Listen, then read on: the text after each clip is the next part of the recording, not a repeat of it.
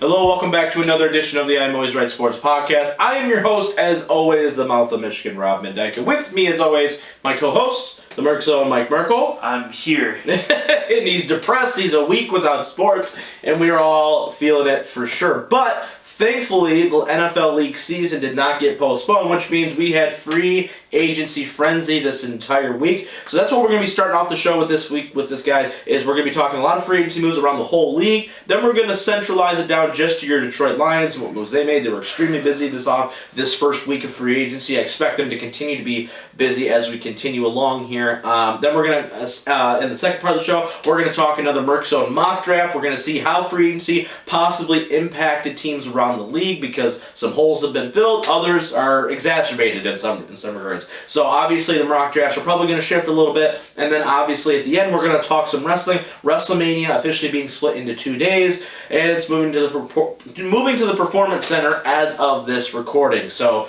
let's hope to God that changes. But nonetheless, here we are. Let's jump right into it, though, Mike. Free agency happened. It was in full effect. I mean, signings left and right. It was hard to kind of keep track of everything. I think the biggest signing, though, obviously, Tom Brady going to the Tampa Bay Buccaneers. It is the weirdest sounding sentence I have ever said. If he would have went to, like, the Colts, I'd have been like, okay. If he would have went to, like, the Chargers. Even the Chargers feels a little weird, but, Tampa Bay is the most random team for him to end his career with. I can't even tell. If he would have went to the Niners, I get it. If he would have went to the Packers, say Aaron Rodgers in there, I would understand. Like, a more cornerstone, big-name franchise. Tampa Bay? You might as well have gone to Houston. You know what I mean? You know what I mean? It's such a weird sentence to say that Tampa Bay Buccaneers quarterback, Tom Brady, immediately everybody's looking at the Bucs now and saying, well, they could win the division, they could go and do all these things. I mean, that division is still, pretty up there. You still have New Orleans there. I think Carolina's going to be a little bit uneasy this year. I think Atlanta needs to be better. I think Dan Quinn gets fired. But just your thoughts real quick on Brady specifically signing with Tampa Bay. Because I was still in the camp of, I still think he's going to re-sign with New England. I thought at the end of the day, that I'm like, all right. Because I'm always a win-first kind of guy, right? So, granted, I'm not a multimillionaire, so it's easy for me to say that. But I was always like, why? Why even test that? Just stay, retire, and do your thing, and and pull it out. Nope, gonna go to Tampa and say whatever. Yeah, I guess you go there because you have the possibility of more weapons, I guess. Yeah. And that's the only thing. You have 3 all-star wide receivers over there, so you might as well go there. Yeah. But at the same time, I'm like, they're not a good franchise. It's almost like if you went to the Lions. I know. It's like you're just not really saying if you went to the Lions, you'd have Kenny Galladay and Marvin Jones. That's not a bad combo to have either. Right. It's also just not a good winning place to be normally. Right. So it's just weird. The Bucs historically are probably one of the worst franchises ever. Yeah, right. They had the first 0-win season, 0-14 season. So, I know they had that Super Bowl, but still they haven't been anything. Yeah. They had 1 year and then they really backed up. That's the NFC way, is they have teams that just have the 1 year wonders. 1 year wonders. It's amazing to me. Yeah, it's funny. That's a whole topic in itself, why that happens. Right. But to go back to Tom Brady, I think if you go to Tampa Bay, I think you have the best shot at winning a division, and even now that the teams have expanded to 7 playoff teams, I think the NFC, I think you could sneak in somewhere, maybe more than the AFC, in the Chargers, because you're not getting past the Chiefs. No. So at that point, you're guaranteed to be a 5, 6, or 7, and I don't think that's a good spot. At least there, if you can somehow get past New Orleans, you could be 1-4, and you can have some home games in there, and I think then at that point, you can maybe upset some teams down the road, where I think if you went almost anywhere else, really in the AFC range, I think there's too many top-tier teams. I don't think you'd be able to go to the home. I think Tom Brady's dream scenario is he makes it to the Super Bowl and against New England and beats New England. I legitimately think that's what. I think the problem with that is I don't think New England has close to a shot. New England's got nothing right now. The Bills are so happy right now. The Dolphins, but I don't know how that's going to shake out. But the Bills, for sure, they were already a playoff team last year. They pushed for the division at the end of the season last year. They've added some pieces, and they just added Stephon Diggs in that big trade. So now they're like, all right, we got a true number 1 weapon. And now it's like, all right, let's click now a little bit, right? Some other big news. I mean, obviously the trade for Stephon Diggs, right? That that's not free agency news, but it's something that happened all the time. Byron Jones is going to Miami on a big money deal, right? The biggest name corner out there. I know some Lions fans were hoping he would land here. He lands in Miami instead on $16.5 per year, which is a crap ton of money for a corner. Other big names, Mike. I mean, let's talk about this for a hot second. DeAndre Hopkins is traded to the Cardinals for David Johnson. I guess the ghost of David Johnson and a second-round pick. Done. You know what I mean? And they got a pick back nonetheless as well. Thoughts on that move as well? And is that looking at that division now? Arizona, San Francisco, the Rams are still kind of there, right? And Seattle. Holy crap! That division's going to be like everyone's going to be 9-7 because there's going to be on each other. Talk about a division where if a weird year happened, where they had 3 teams, they could have like 3 or maybe even all 4. Like theoretically, it probably can't happen to have all 4. No, but like at least they could do 3. But they could easily do 3. Yeah. You could easily have Arizona, the 49ers, and Seattle all make it. Especially when you expand to 7 teams. Yes. If you're up there at 9-7, you still have. I think 9-7 now is like. Yeah. The edge of you can make the playoffs because it was usually 10-6. 10-6. You were like, 10-6, you should be a playoff team. Right. 10-6. Even 11-5 has been times where you're like, they're the 60th, 11-5. You know. So. Or now I think at 9-7 you can squeak in because there've been some years where 9-7 would be a 7. Right. So I could easily see 3 teams. That's by far probably one of the toughest divisions. Yep. In the last 10-15 years. Right now, at least on paper, right, barring any injuries and stuff like that. And it's competitive to a sense where all the teams are going to be very good. Yeah. Because there's some years where you have the AFC South, who all the teams are kind of average, so they're all fighting for a 9-7 spot. Mm-hmm. I think this NFC West, everyone's 9-7 is the bare minimum in this division. I think the Rams might be around. I think the Rams are behind because not because of the Gurley thing, but more just because they're in cap hell right now. Yeah. I mean, Jared Goff carrying a $94 million cap hit right now. Dead money cap hit. Mm-hmm. That is craziness to say that he's dominating your cap like that. So they're very top heavy, and they've lost a lot of depth. That's what I mean. So I just don't think, going through the season, I think they're going to be the team that's going to probably be the one to fall, if any of them fall. I think Arizona is still 3rd place in that division. I do too. But I think that if as long as Kyler Murray progresses the way they anticipate he progresses, they'll be in good shape. If he doesn't and he just comes back to earth a little bit and he's all... if he's Marcus Mariota, it's not going to go well for that long term. He needs to be Russell Wilson. Yeah, exactly. And I think the 49ers are in such a great spot, unfortunately for me to say, because they're in a spot now where, and as you saw, they traded defensive lineman because they don't really need the guy. They got a first-round pick. So they got a first-round pick that now you can go get Jerry Jeudy. Yeah. And now you can... you got rid of Emmanuel Sanders. Okay, we'll get this rookie that we get to pay less. Right. That probably is either going to be as good or better than Emmanuel Sanders. And all we have to give up is an extra defensive lineman that we had because we have Bosa and all these other guys on the line. So they're in a situation where they can give up to get. I do think it hurt him a little bit though. Did they get rid of Armstead? Was it Armstead they got rid of, or was it? I always forget. Is it Buckner or Armstead? I think they got rid of Buckner. I'll check. Yeah, go to Indy Let's see real quick for us because they made the trade. Who is it? Oh wow, that didn't help me at all. Go by. I'll go by Indianapolis. Yeah, there you go. Because I know one of them. But the other one got assigned to a massive extension, and one got.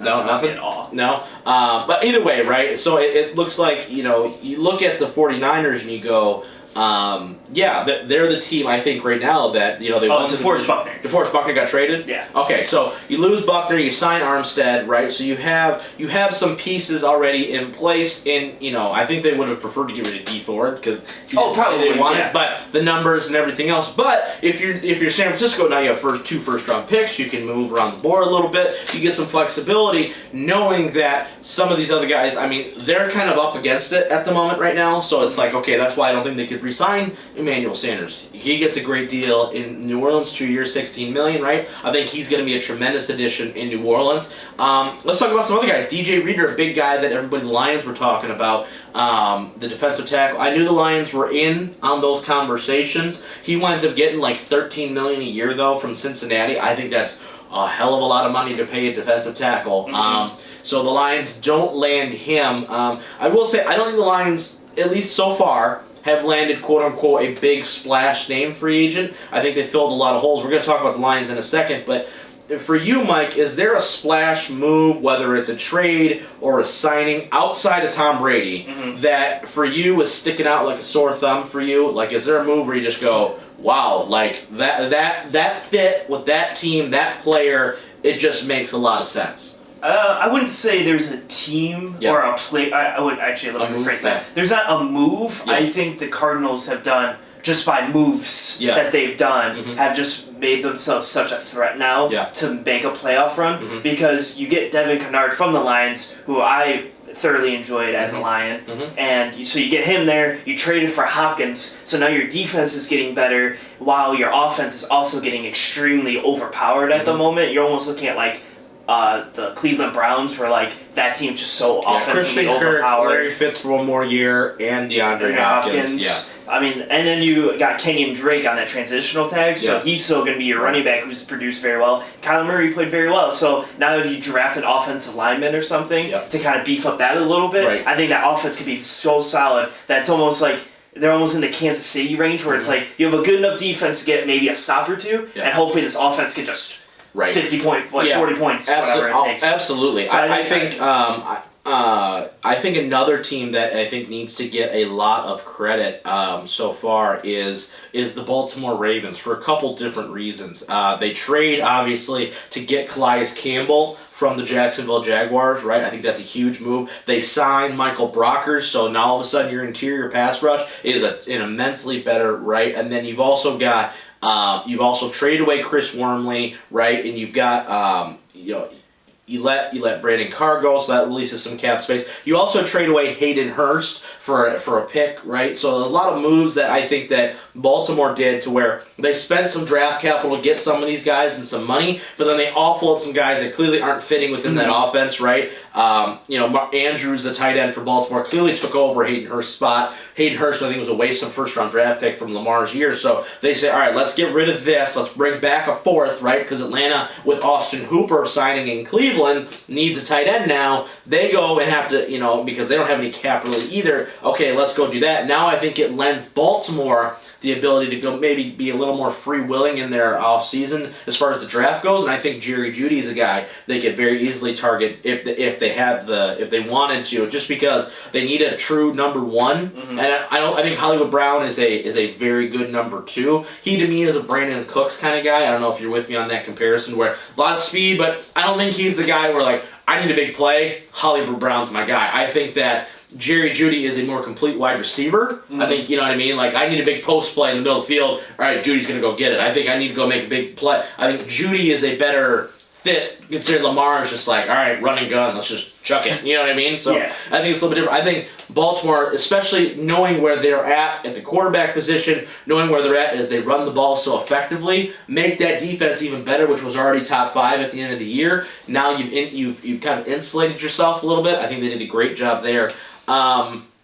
I do want to talk about a couple other moves, though. Nick Foles going to the Bears, right, on a weird situation where Jacksonville looked like winners coming out of last year's free agency. This year, not so much, right? Yeah. They don't really have a ton of money anymore. Crazy enough to say that. It feels like they're always on top of on the cap allowance, but they get rid of Nick Foles, right? The Bears get probably a new starting quarterback. I know he's supposed to compete. Let's talk about him for a second. Your thoughts on the Bears trading for Nick Foles? Is that a good move, bad move?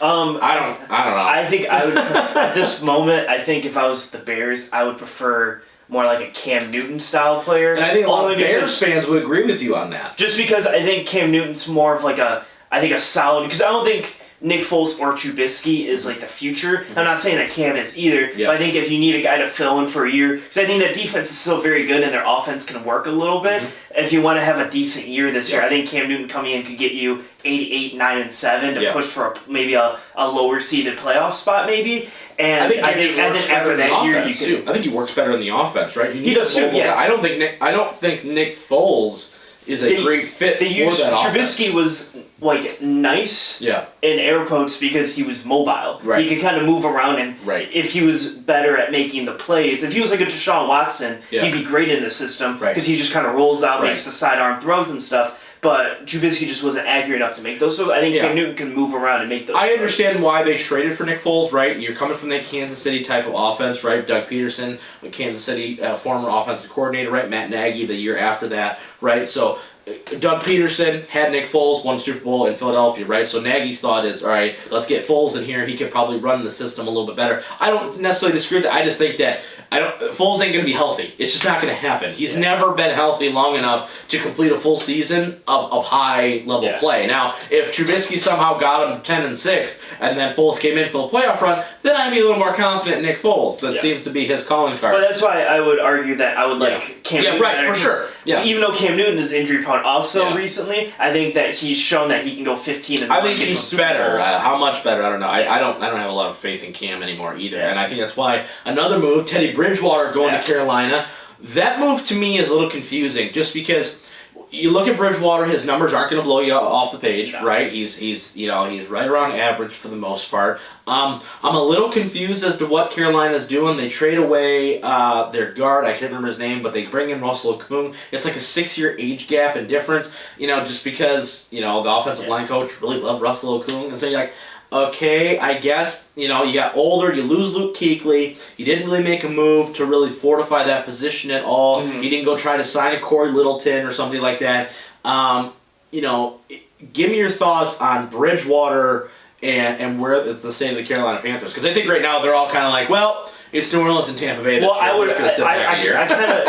kind of where I think they are. Is I think the second you see Brady, like the thoughts of him going to the Buccaneers and stuff, and then it's like an official thing. I think, okay, Bridgewater can make us not look awful for 2 to 3 years. Like we will be 7-9, 8-8, 9-7 at best. Probably you're gonna be in that range with Bridgewater at quarterback. And then I think because it's a 3-year deal, I think in 2 years you could probably look around and go, okay, who's the big guy out there at quarterback that we can maybe go get? And then that's when, because Brady's only there for 2 years, and Breeze actually is only there for 2 years too. They probably are going to retire, if not the same year, very close, one year after the other. So those two leave. You draft a guy in the next year or two, and he's like, he turns into the guy. Carolina in 2 years can end up being on top of the league on top of the NFC South for a while. So I think that's kind of for sure. Now we could go over every single move, every single trade that happened. I think we hit on the big ones for the most part. Is there anything else you think that we should talk about before we move on to the Lions specifically? There's so much stuff happened, right? There was one trade after the DeAndre Hopkins trade. I'm trying to think what happened. Trade after the Stephon Diggs? Was that the one? Is that what happened right after? I think so. He went to the Bills. Okay. Yeah, that was a big one. I know that. Hayden Hurst got traded, like we talked about already. That didn't really move. Melvin Gordon's a Bronco, but he got $8 million. Which I didn't like because I think Philip Lindsay's great. Yeah, I was like, I don't know why you need it. I think John Elway's grasping at straws right now. I think they have the guy in Drew Lock, so I think that they're trying to give him some more weapons, and I think the two running backs. I think paying him top dollar.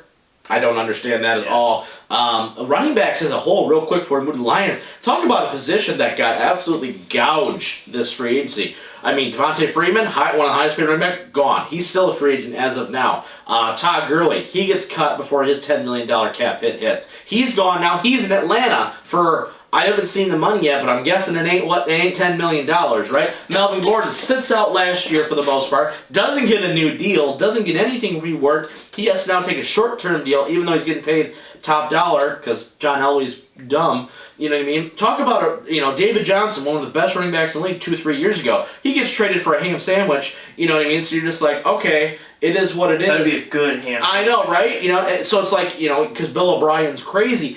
You look at all these running backs and you go, dang, you know what I mean? Like, there's a lot of running backs out there still, like, where you just go, okay, that's pretty interesting. Let's shift now our focus to our Detroit Lions, our lovable Lions. They made a lot of moves over this free agency period. I mean, they were busy, and I hope that they continue to be busy, and I'll explain why in a minute. But let's just go over here what they've done. The first big move, I'm going to destroy this guy's first name, Hala Pula Vaitai, whatever. Big V is what we're going to call him here on this show. Signed a 5-year, $45 million deal as an offensive tackle, right tackle from the Eagles. He's going to be their starting right tackle. You look at the breakdown, you think 5 years, $45 million for a spot starter, a lot of money. Really, it's only a 2-year deal with outs after that. So it's really Very similar to the Rick Wagner experiment where you go, okay, let's give it some time, let's let him develop. He's a great run blocker, right? That's his strong suit. So we're going to run behind that right side of the offensive line. I like the deal just because you need to get younger. I wanted to rule out taking a tackle early in the draft. Jamie Collins, I think this is probably the biggest or second biggest move that they did in the entire free agency period so far. Jamie Collins, linebacker from New England, comes over 3 years, $30 million. Once again, if you look at contract details, all the guaranteed money is in the first 2 years. They have outs after that, right? That's going to be a common theme here that you're going to hear from me on these deals, right? And I think Bob Quinn, for as much flack as we've given him on the show, as much as many fans want to give him, I want to give him some praise here just for a hot second, Mike, because I think, in my opinion, the way that these deals are structured, he has not signed anybody truly long-term if they don't want it, right? Like, even this 5-year deal with Big V is out after 2 years, right? They don't have a lot of dead money coming off of these deals. And 2, he is not going out there and overpaying, in my opinion, for guys at the expense to save his job. You know what I mean? He could be potentially walking into a lame duck season if they don't win this year, right? We've all kind of agreed. If they don't win this year, they're probably getting fired. But you look at these deals, whether it's Jamie Collins, we can talk about defensive tackle Nick Williams, a 2-year deal, which is really a 1-year deal with an easy out after that year.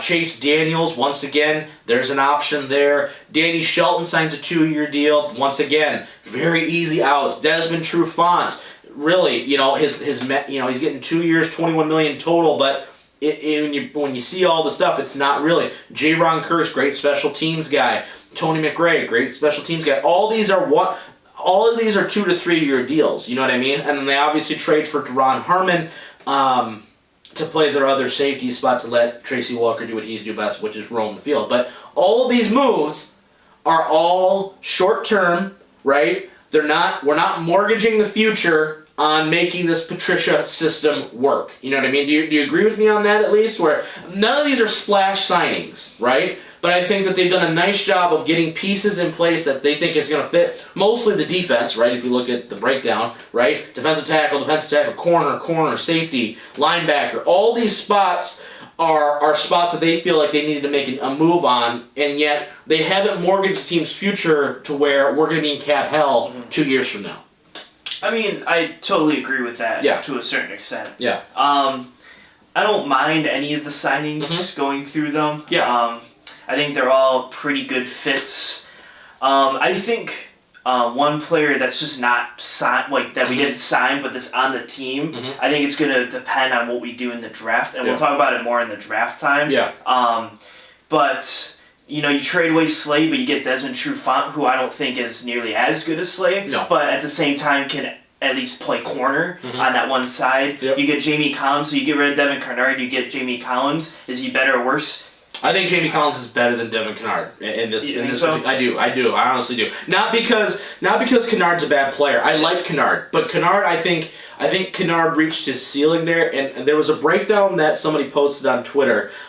Basically, it was the amount of double teams he faced versus the amount of success rate overall pass rushing. And all these people are kind of like in this matrix, right? He was double teamed the least and had the lowest success rate per a number of attempts per pass rush. And I think that's why I think they thought Kennard was expendable, was because I don't think they thought if he was he did a great job setting the edge, but as far as pass rush goes, I don't think they thought he was doing a good enough job. I know he led the league led the team in sacks, but when you're rushing every single play and you're only getting 7.5 sacks, I think it's a little bit different. And I think that's why they got rid of him, in my opinion. Yeah. You know what I mean?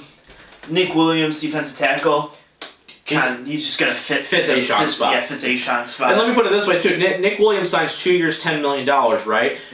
And then A-Sean Robinson signs with the Rams for about $10 million more on the same length of contract. So really put that in perspective for yourselves for a hot second there, because no way was I paying A-Sean $9 million a year. Ain't happening. No offense, but it's just not happening. I think my only complaint, and this comes more into the draft as well, is signing Chase Daniel. Yeah. Because I think this ruins the chance that Miami trades down with you. You think so? Yeah. Really? Because I think now you almost guarantee that you're not taking a quarterback, which now Miami has no incentive to trade up with you. Now, I disagree with that, though, because I don't think it's about the Lions taking that pick. I think it's about the Chargers hopping Miami to take that pick. Well, no, and that's where I was going to go with it. Right. I think you incentivize the Chargers to trade up. Yeah. But if here's the problem, though, is if Chargers don't mind who they get. Right, they have Tyrod Taylor right now. Because they have Tyrod Taylor, but they're like, we like Herbert and Tua, so whoever falls to us is fine. Right. Then we're just picking at number 3. And that, you know what? And then maybe that's what it is. I agree with the sentiment. But right? I think there's close to a 0% chance that Miami trades with you now. I think as this has kind of gone down, especially because the Chargers missed on Brady, I think the Chargers are already the primary. As soon as Brady was like, "Oh, you're going to Tampa," I think the Chargers became the number 1 team to think that we could trade down. I still think they are able to trade down. I don't think Chase Daniel prohibits them from doing that. But what I do think is that I do think you're right. I think they lost a little bit of leverage with that, right? But at the same time, I'm glad now, 3 years, $13 million, once again, woof, that's a lot for a backup quarterback. But they finally invested in the backup quarterback position with a guy they think that could spot start and get you a win. We've seen it. He did it to us, for God's sake. So, I don't mind that part. I'm just saying that. And I think that it hurts because I think the Chargers can hop and get to the Giants pick, which is probably a lot cheaper to get to the Giants pick because it's a pick behind than our pick. Right. So you could probably get less and just go down a couple spots, and the Giants can still get whoever they want. Yeah. So I think there's going to be some maneuvering there, and I think that's once again. I think that you could see a couple teams really try to do that, right? I mean, yeah, Carolina's probably off the board, right? You know, and so you go and you look at, you know, there's other people. I think, you know, the Chargers in Miami, clearly they're 5 and 6 right there. I do think the Chargers, because they haven't done a lot in free agency. I know they signed Chris Harris, right, which is another Lions target, but I do think that I think they look at it and they go, okay, let's let the Chiefs run this, but let's draft our quarterback now. I don't know. I think it's going to be very interesting to see what team, you know, because maybe there's a team out there that's maybe New England. New England's a wild card in this now, right? New England could go, screw it. Here's our first, second, third rounders. We need to go get a guy now. You know what I mean? And, you know, let's show Tom Brady what he's missing and go sign and go draft a Tua or a whoever. You know what I mean? They're not super far back in the draft this year where they couldn't make a move way up there. It's very, very easy to do that. Yeah, like I said, the moves that the Lions have made, none of them are going to make you go, wow, this is great, right? I know a lot of people are complaining about the amount of Patriots on this team, but with the condensed off season that you're going to see this year because everything's going to get pushed back a little bit, I think you needed guys that were going to hit the ground running and just be able to fit the scheme, right? Danny Shelton fits the scheme. Nick Williams fits the scheme. Jamie Collins fits the scheme. Deron Harmon fits the scheme. They all fit the scheme for a reason, right? Desmond Trufant plays a lot of man-to-man coverage. Do I think Okudah is definitely the pick now, more than likely? Yeah, I do. It's probably going to happen. But you've done some things here where you've improved. I want to say you improved your secondary, but I think you have improved your scheme fit to a certain extent. And we're going to talk about the Darius Slay thing after the break here in a minute. But I think what you've done is you got your people. You've overhauled the whole defense now. So if it's not now, it's never going to be a thing. So you need to get there, and we need to get some wins because of it. We're going to talk about the Darius Slay trade. We're going to talk about some other stuff the Lions have done, people who have left the team, all of that after the break, including the mock draft and WrestleMania splitting into 2 days. We're going to talk about all that good stuff in the second part of the show. Stick around. And welcome back to part 2 of episode 69, I think it is. Monumental episode for sure. We are week 2 of the coronavirus in, so not a whole lot of new, no results, no scores, no basketball, no March Madness. It's all craziness for sure. But continuing on our conversation about the Lions, right, and their free agency moves, right before we get into the mock draft talk here, some of the bigger news coming on from maybe now ex-Lions. Graham Glasgow signs with the Broncos, 4 years, $44 million. Clearly the Lions didn't think they want to invest $11 million a year in a guard. A'Shawn Robinson, 2 years, $17 million. A couple other guys that I thought maybe that they were going to try and re-sign. J.D. McKissick, the running back, right, that they signed. I'm surprised he didn't come back. He signs a 2-year, $3.5 million deal with Washington. And Logan Thomas signs with Washington, their third tight end, who kind of outplayed Jesse James a considerable amount of the year. Some other guys that are free agents that have yet to sign anywhere. Ode Ibushi, a guard. Kenny Wiggins, guard. He may be coming back, I could see, possibly. Jermaine Kearse, that debilitating ankle injury at the beginning of the year, that was gross. Mike Daniels, Rashawn Melvin, Tavon Wilson, and punter Sam Martin. So they're probably going to draft a punter, Mike, I would say, in later rounds like they did with Martin. I think he hasn't been the same since he got hurt, so I think that they're looking to get some an upgrade over that. But let's talk about the Darius Slay trade for a minute here. Darius Slay traded to the Philadelphia Eagles for a 3rd and 5th round pick. Now that means that the Lions now have 4 picks in the top 85.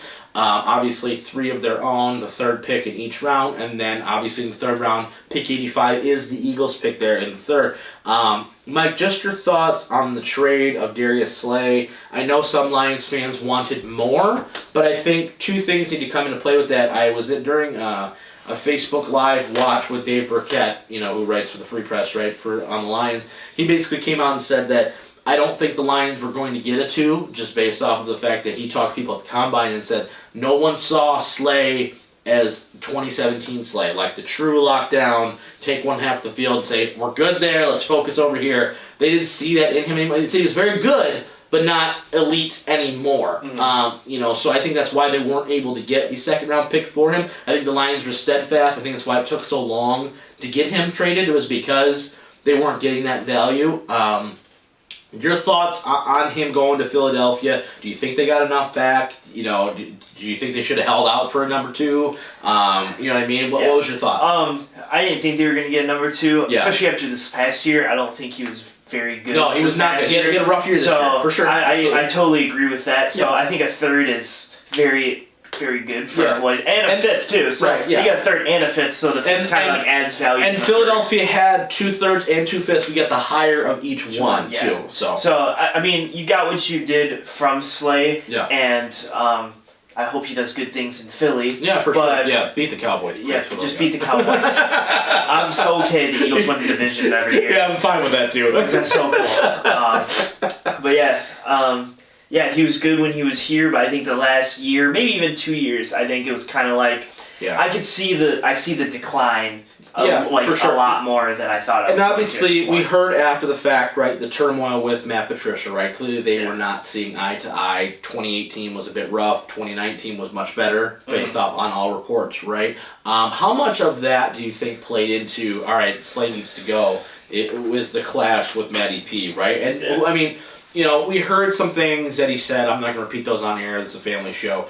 Some of the things. But, we both played football at some level. Not obviously college or professional, right? But we've been a part of team sports before. And sometimes coaches kind of, get on you a bit about certain things. Do you think that, because you read the reports, right, about what he said and everything. So, do you think that Slay was overreacting a little bit? Or do you think that, because some writers are like, oh my gosh, Matt Patricia needs to get fired right away. Like, he needs to get fired. I can't believe he said that. But at the same time, like, all right, we're all grown men here. We're all adults. Let's put this into context here. Yeah. I mean, I'm not necessarily a proponent of it, but I kind of get, I understand the context of it, I guess, is the thing. And I think some people are like, well, he's demeaning. It's, you're supposed to be taking care of their mental health too. And I'm like, I understand. I don't know. I think, there were some coaches, and we don't know Matt Patricia personally or anything, but I think there were some coaches that say things to kind of influence their players to get better in a way, because the reports I heard is where he came out and was like, why are you practicing with those guys, because those guys are better than you,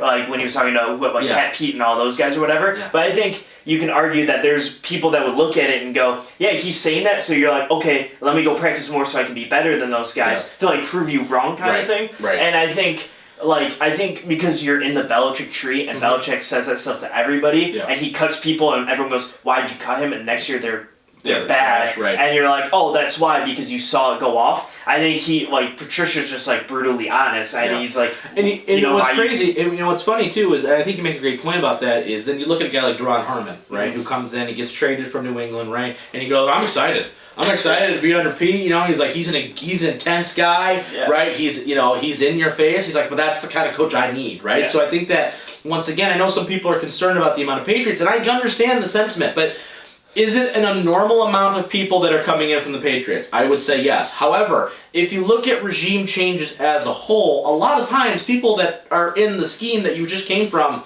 come over. It's just what happens a lot of times. So I think there's a double-edged sword. Am I going to miss Darius Slay? Absolutely. I'm definitely going to miss Darius Slay. I think you are going to notice Darius Slay is not there. You know what I mean? I do. Do I think another cornerback is going to be signed? Yes. Or let me phrase that. Do I pray that another cornerback is going to get signed?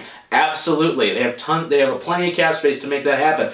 Do I think that, do I think that the defense has got immensely better? No, I don't. Do I think they have better pieces in there, though, that fit what they're trying to do? Yes, I do. I do think that the scheme is going to fit. I think the culture fit is a big thing for them as well. So I think you get these guys who have been in that system. I mean, people are like Danny Shelton. Danny Shelton was never coached by Patricia. You know what I mean? But once again, he fits the scheme. You know what I mean? Snacks Harrison fits the scheme. So I just think that people need to, like I said, I'm totally on board with the win now or you're out kind of philosophy. I'm there. But let's see it before we completely just go and say it's all garbage. Because who knows? They come back. If they're 15th in the league in total defense next year, that's like that's an immense swing. You know what I mean? So all of a sudden, like, oh, okay, offense top 10, 15. All right, we're 9-7, 10-6 going into the playoffs. That's as simple as it is. So, yeah, for sure, though. Go Slay. Appreciate all the memories. Real quick, favorite Slay memory? You got one? Like favorite play that he made or something like that stick out when you think Darius Slay. What do you think? I think two things. One's a play and one's an interview. I guess the play I remember the most because I just watched a highlight package of it. Yeah. Is Carson Wentz throws a deep pass over the middle and Slay picks it. Yeah, his first interception.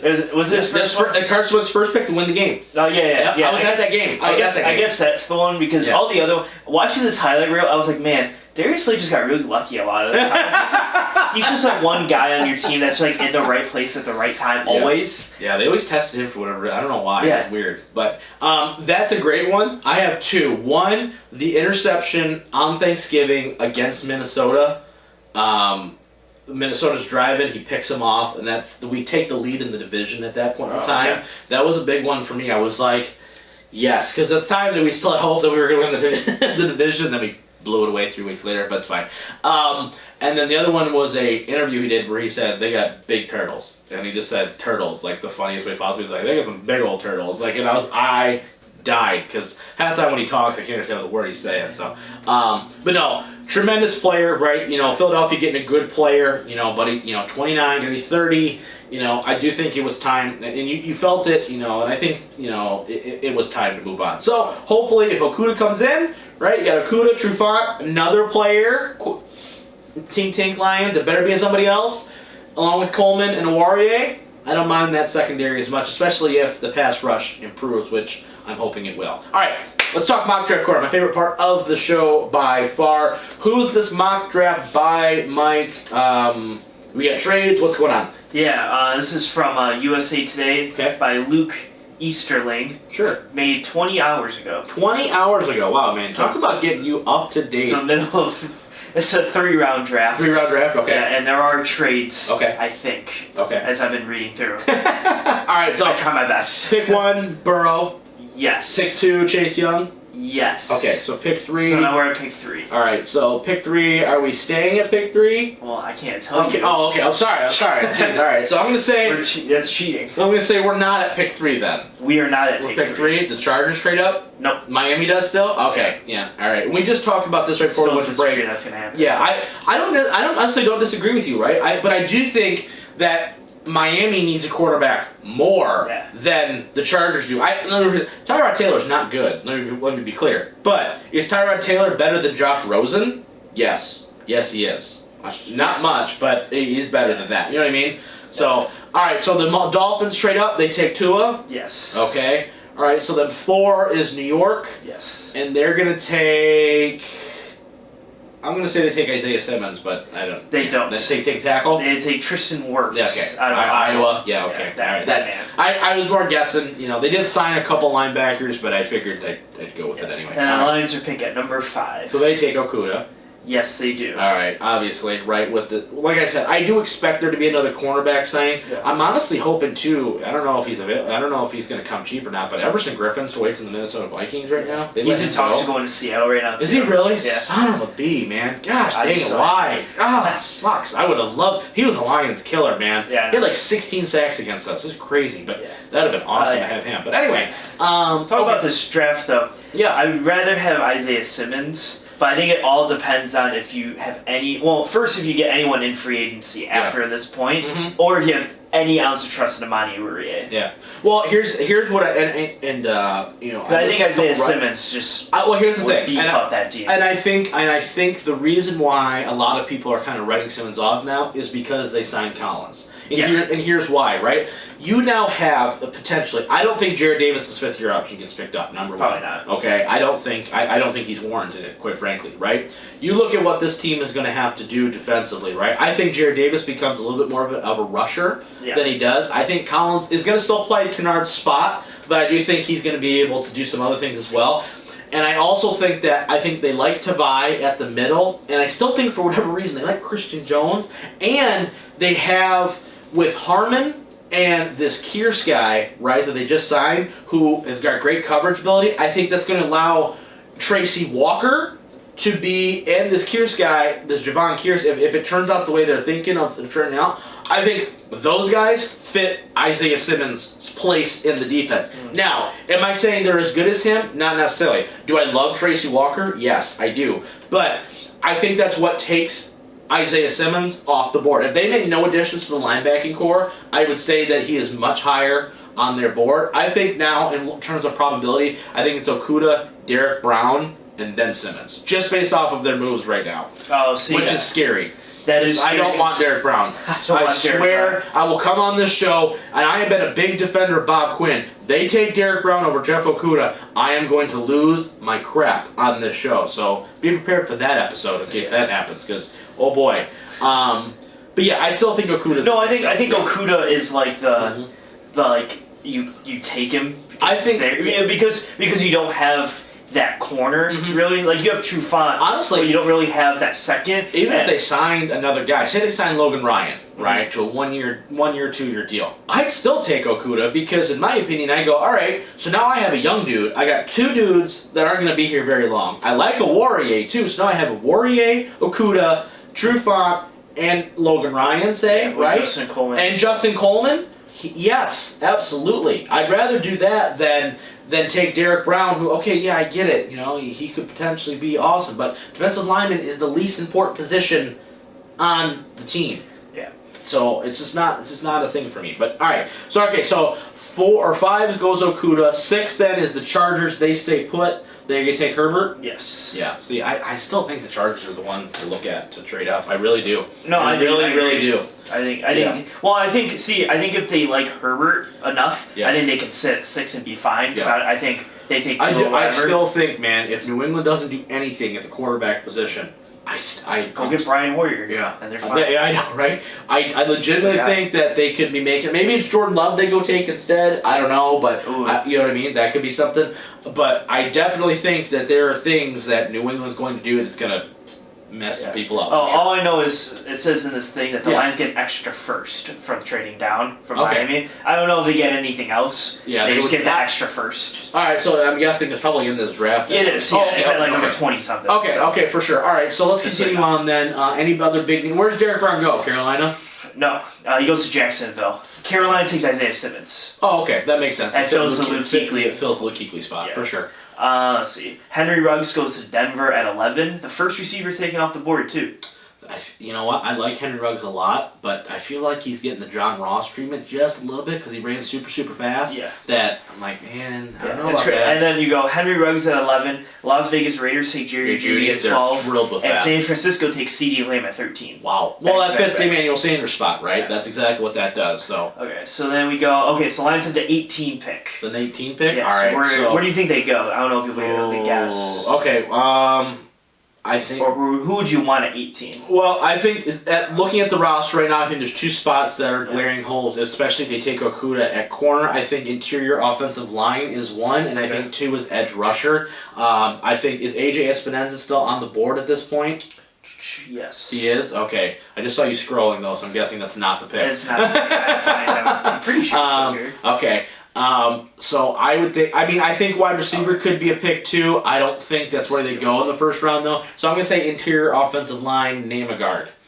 No. They will go defensive line, Javon Kinlaw out of South Carolina. Okay, that's actually not bad either, right? He plays D-tackle, can play D-end too. So, all right, that doesn't necessarily... I didn't think of it that way, but that's also another way they can go. Once again, another great prospect. I'd be so coming down this list a little bit, so you got at number 22, the New Orleans Saints from Buffalo via Minnesota.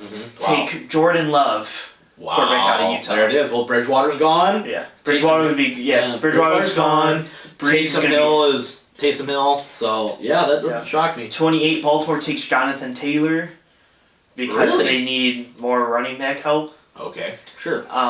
Number 31, Indianapolis Colts from San Francisco because they swapped picks. Yeah. They got Jacob Eason, quarterback out of Washington. Okay. And then, Phillip Rivers is there, only one. And then 32, Kansas City Chiefs take AJ Epinesa, the last pick of the first round. Yeah. Okay. So who does New England take?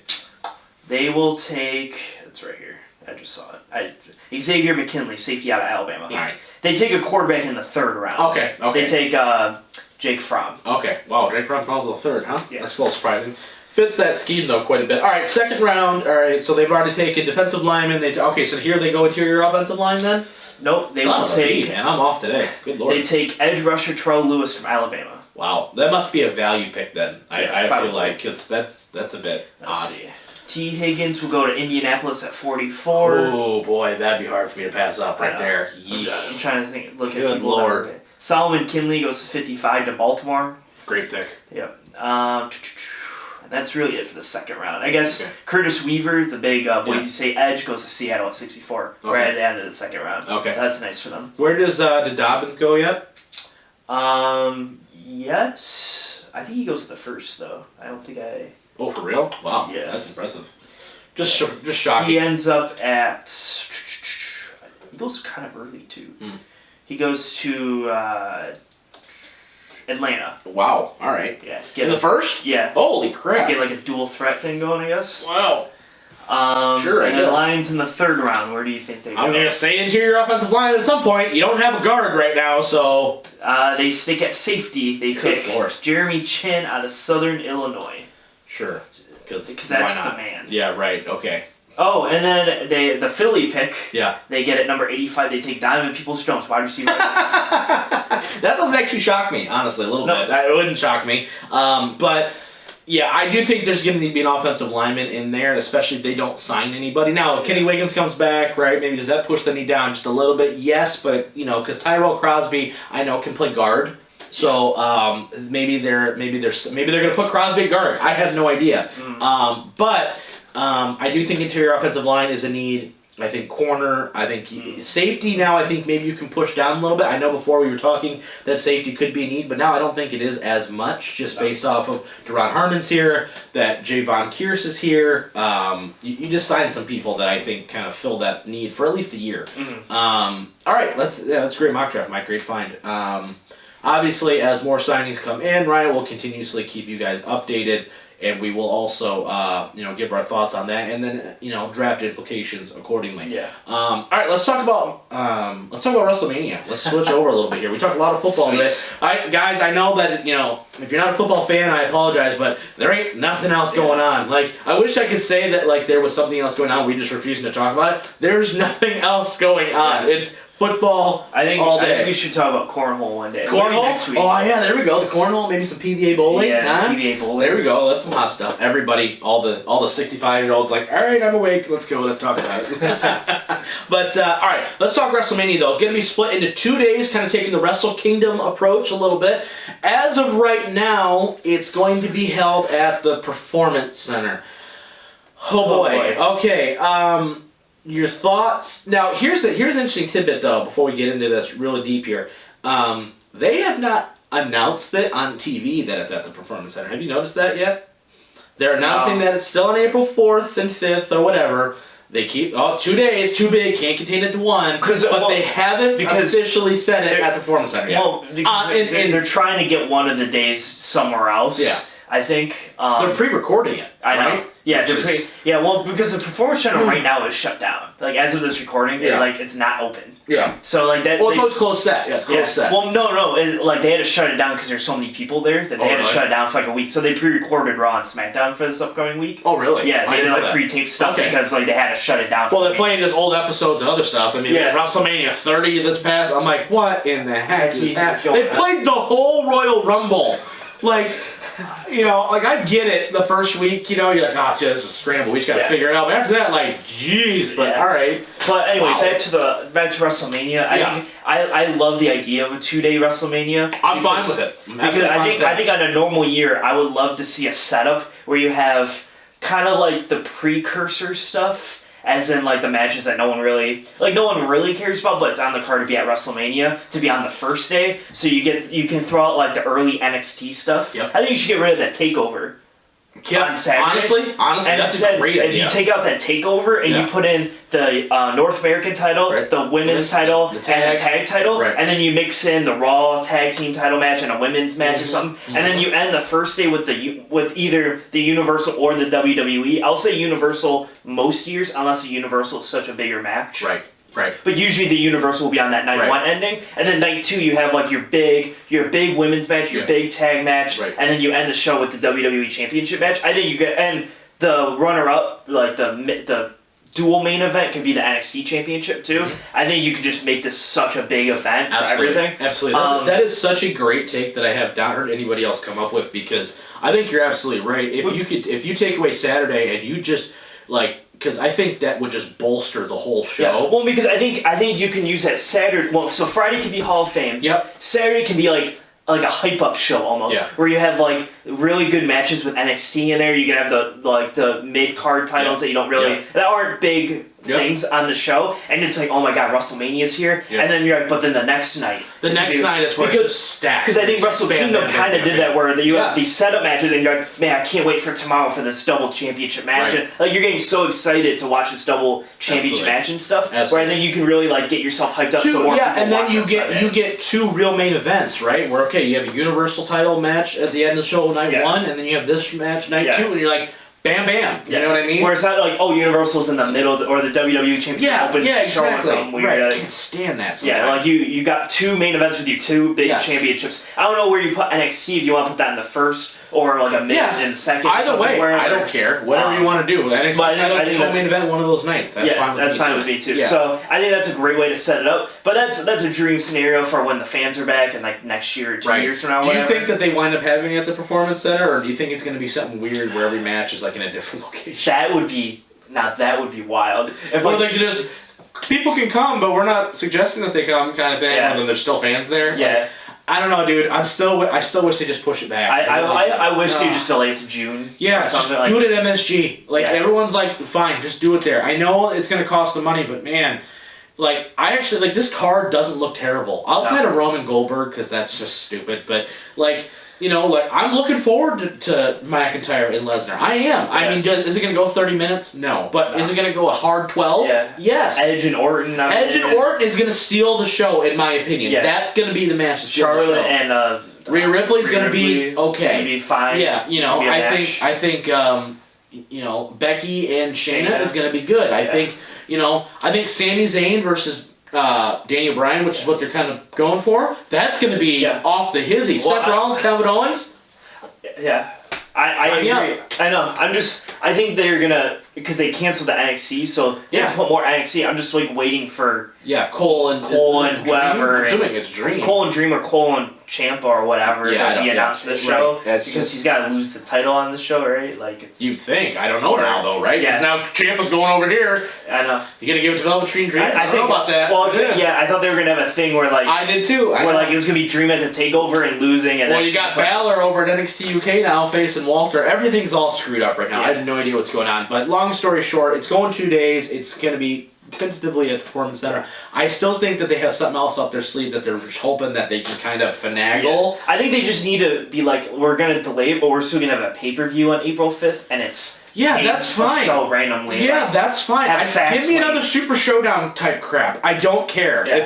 If you don't want to lose out on the revenue, I get it. But man, not this show. Yeah. Any other show, if it was Elimination Chamber, if it was Backlash, or whatever one you want to call it. If it wasn't a big 4. Yeah, as long as it's not one of the big 4, I'm cool. Yeah. I'm totally fine with it. So it's especially not your big one. Like if I had to lose out on SummerSlam being in the honestly, arena, fine. As long as I really don't lose out on the Rumble and Mania. Mania, I'm pretty much okay. Yeah. Like honestly, like SummerSlam's like, oh, SummerSlam's like, okay, nothing ever happens at SummerSlam, so it's fine. Yeah.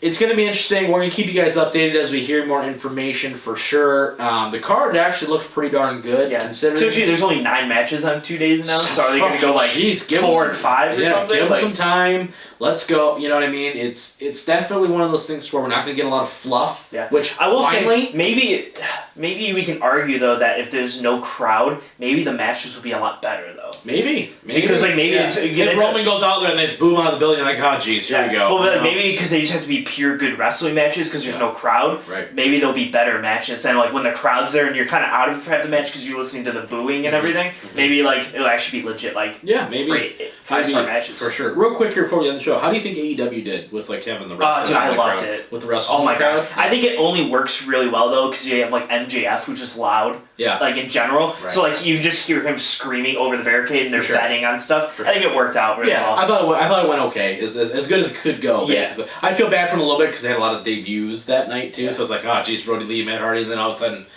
it's like no pop. You know, you're just kind of like hard dead silence. I'm like, oh, all right, well, that's okay. But all right, anyway, that's gonna be it for this week's episode. Next week, hopefully, there's some update on something, some coronavirus stuff. Whether that's we get updates, whether it's something for love of people. If not, we're gonna have to switch up and maybe do like. Yeah, man. Listen, hey, you never know what the heck's going to happen on this show. All you know is that you're going to be thoroughly entertained. I promise you that. So, for the Missy Wellman, for the Merkzone, I'm the Mouth of Michigan, and we will see you guys, as always, next time.